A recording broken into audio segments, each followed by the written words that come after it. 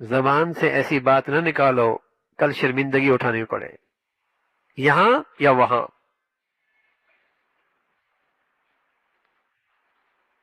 احمق آدمی پہلے بولتا ہے پھر سوچتا ہے، عقل مند آدمی پہلے سوچتا ہے پھر بولتا ہے۔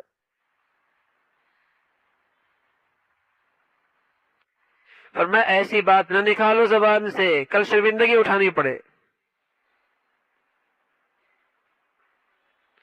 میرا یہ جملہ سامنے والے کے لیے صحیح ہے، انصاف کے معیار پر ہے، انصاف کے ترازو پر ہے۔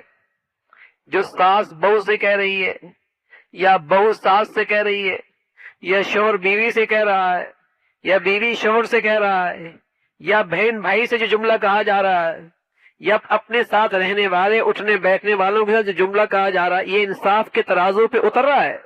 تو رسول کریم صلی اللہ علیہ وسلم اس کا ترازو کیا ہے؟ اس کا ترازو یہ ہے، احب للناس ما تحب لنفسک، دیکھو جو تم اپنے لیے پسند کرتے ہو وہ دوسروں کے لیے پسند کر لو۔ یہی جملہ کوئی تم سے کہہ دو کیسا لگے گا؟ یہ گفتگو کا انداز اگر تمہارے ساتھ کوئی کرے تو کیسا لگے گا؟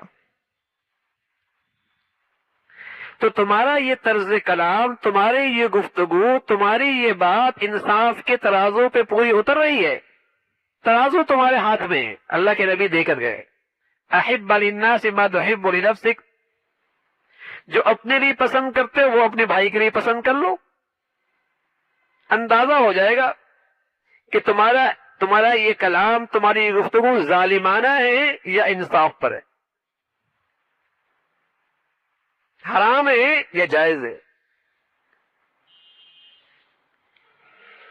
ہم نے پیمانے الگ الگ بنا رکھے ہیں نا، اپنے لیے کچھ اور پسند ہے، دوسروں کے لیے کچھ اور اختیار کرتا ہے،